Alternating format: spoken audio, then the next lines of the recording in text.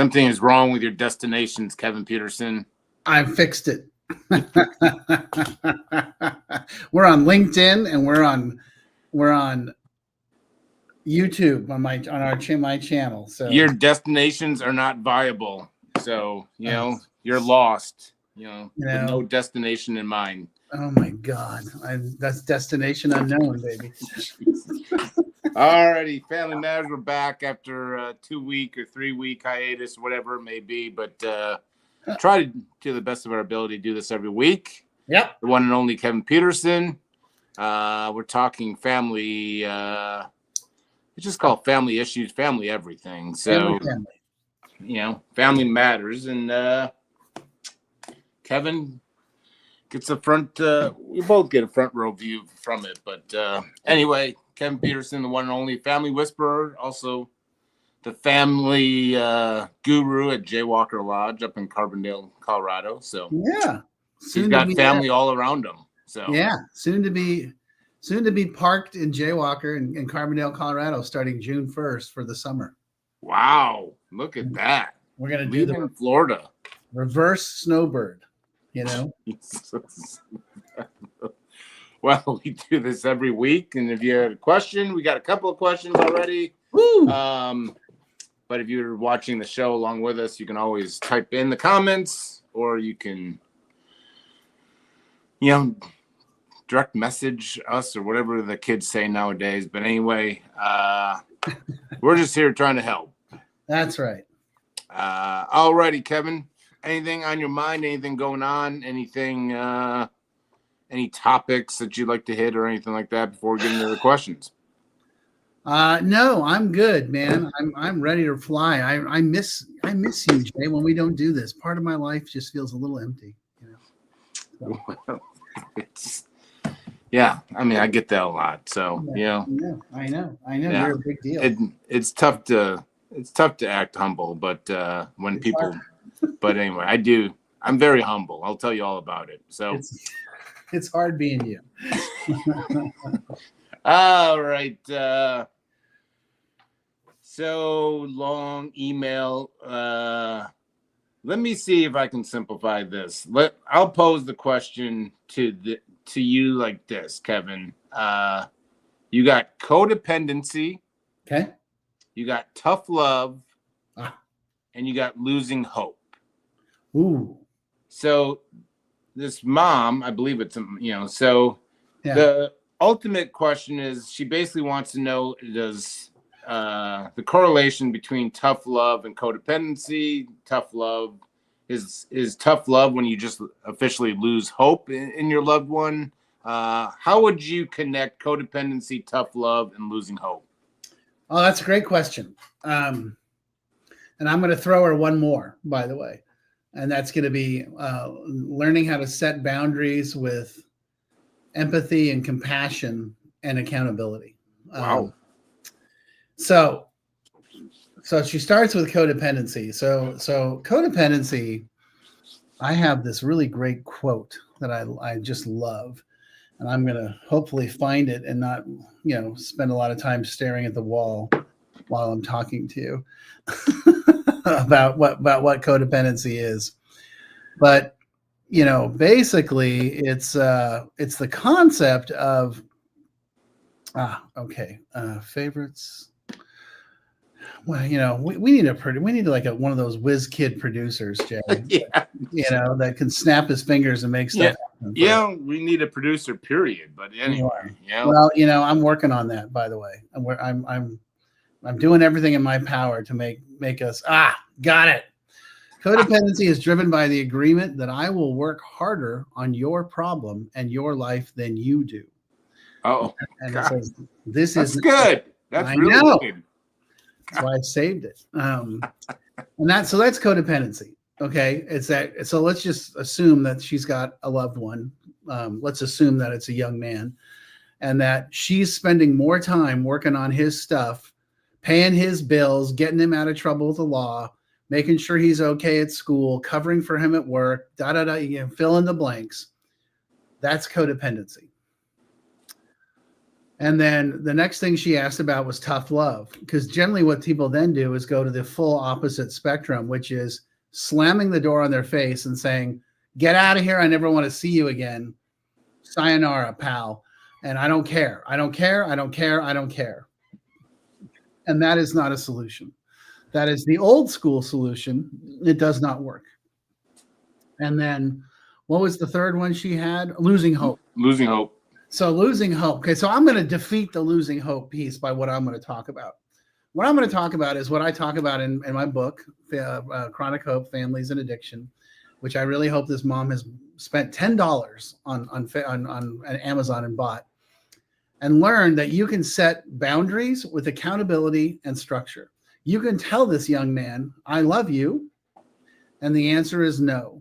Until you are sober, verifiably sober, have a job or are going to school full time and are taking care of yourself, the answer is no. If you need help getting those things accomplished, I will help you. But if you don't do it, and when I say help, I don't mean do it for them. I mean, here's the phone number, call these people.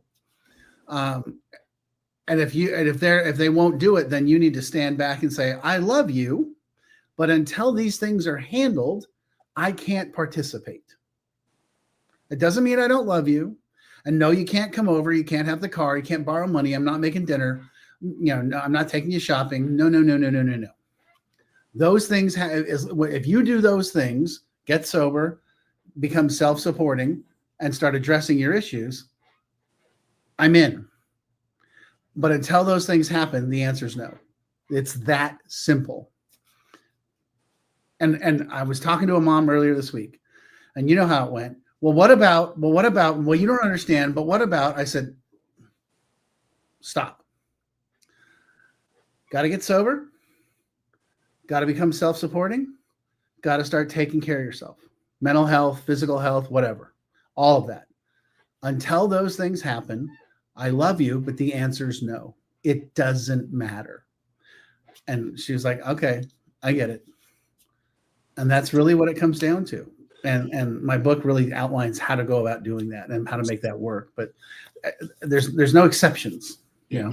So it's about what I hear you say is, I mean, there's the individual has to start putting in some work for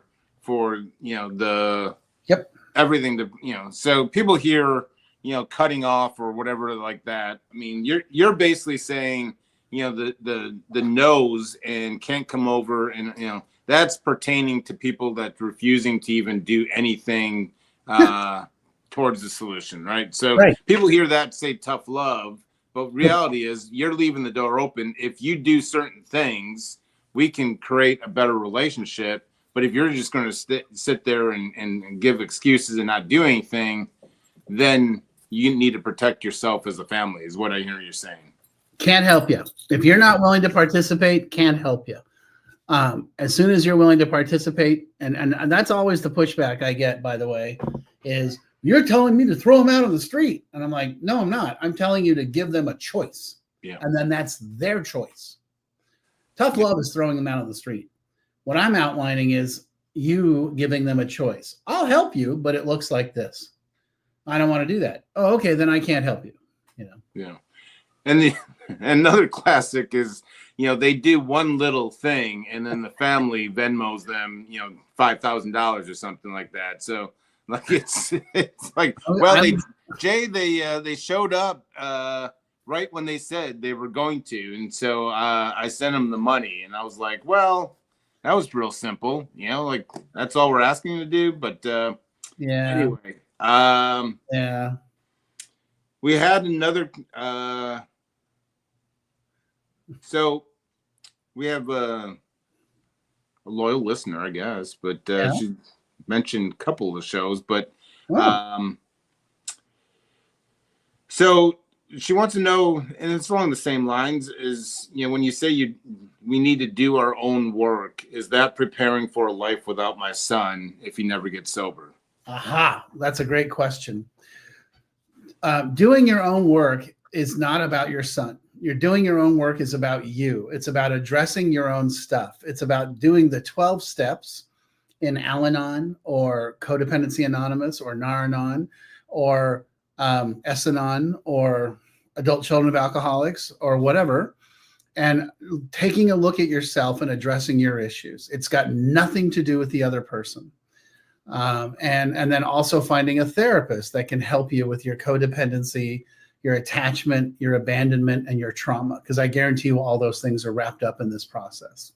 So that's the goal, is that I want you to be addressing your stuff so you understand what's going on with you and why you respond to your loved one the way you do. That's what doing your own work is. And that's really what it is. It's everyone honestly thinks it's about the other person. It's not.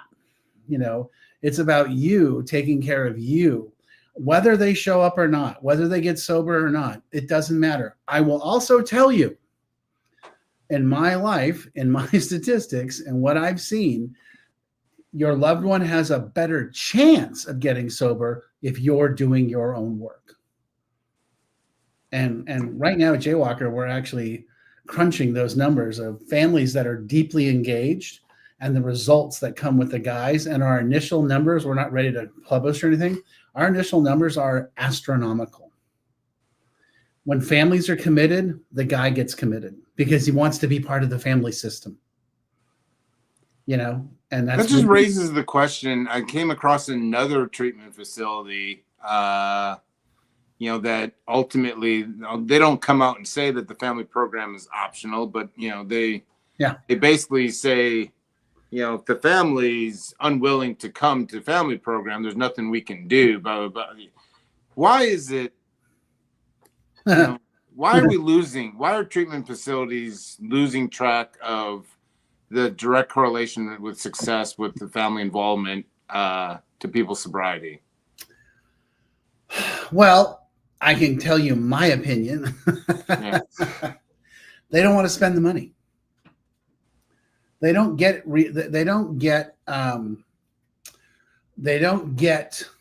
reimbursed by the insurance companies for family stuff, for family groups, for family weekends.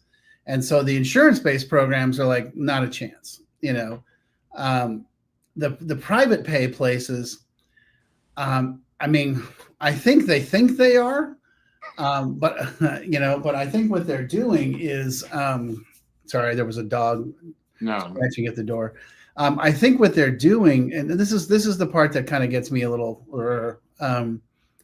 is that they may have a weekly meeting for the families on Zoom. I talk to the families. They're terrible. All they are is people whining, complaining, and telling war stories and drama and victim. Okay, so I'm going to pat myself on the back, right? When the meeting that we run on Thursday nights at Jaywalker, I won't allow that. I'm like, no, let's talk about your homework. I hold the families accountable. And I think a lot of times the people that run the family programs maybe aren't comfortable with that, or they're not clinically trained in that, or they don't know where to go with that. So I push hard. I'm like, hey, if you're not willing to do this work, I just want to be clear. The odds of your guy staying sober, pretty low. Let's just be super clear, But if you're willing to dig in and get on the ball,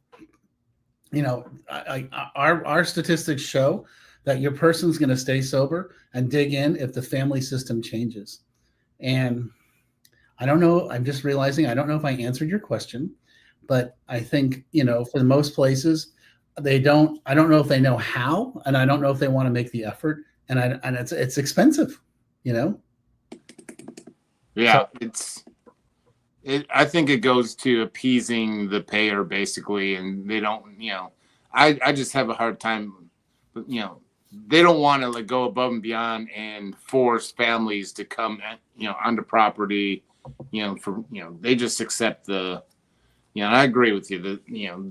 The Zoom, the weekly Zoom call now, which people use as a viable family link. Anyway. No, I've been on those calls. I've been on those Zooms, and I have the clients we have now talk about, oh, we were at this place and we did it, and it was just terrible. Yeah. Now occasionally they're like, hey, I really like it and I'm still on it. I'm like, good, that's great. But the thing is, they have to be solution oriented. They can't be drama oriented. Yeah. And that's the big difference. Yeah. Same with any meeting I go to. Anyway. Right. Same here. So, well, I think this is. I mean, I don't know necessarily a question. I think they just say keep up the good work. You guys are one of the very few people to actually make us realize that our son's addiction was tearing apart our marriage. That's a big thing. I see that all. I mean, in the families that I work with, I see that all the time. And here's why. Because the parents are reacting to the son differently, right? One of them is like, I'm going to be here. I'm going to help you. I'm going to, and then it's like, well, it's because of this. It's because of that. It's because we got divorced. It's because and it's like, no, he's 30. It's because he's an addict and an alcoholic, and he's got some mental stuff, and he's using you. Okay. So he may have those things, but that's his problem, not yours. And then generally one of the other parents is like, more the hard ass is like, wow, screw it. You're on your own, right?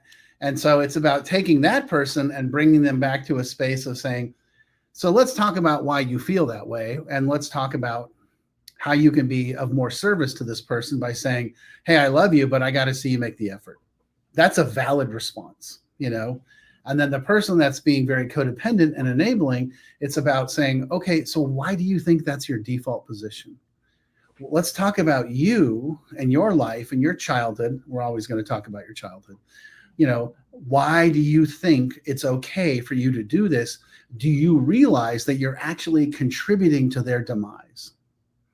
And let's talk about that. And that's a big hurdle to cross with people, because they're like, what are you talking about? I'm fine. My favorite statement is, I had the perfect childhood. I don't know what you're talking about. And the moment they say that, I'm like, oh, this is going to get interesting. Within 5 minutes, they're telling me about, well, I mean, yeah, my dad was an alcoholic, but he didn't hit us. He went to work every day. And I was like, okay, how is this relationship with your mom? Oh, that they didn't have one. Okay. How was your relationship with him? But he wasn't mean. And I'm like, it doesn't matter. He wasn't there, and so that's what you're parenting out of that wound. You don't want your child to feel like you're not there, like you're invisible. So you're overcompensating. And that's your internal stuff. That's not about them.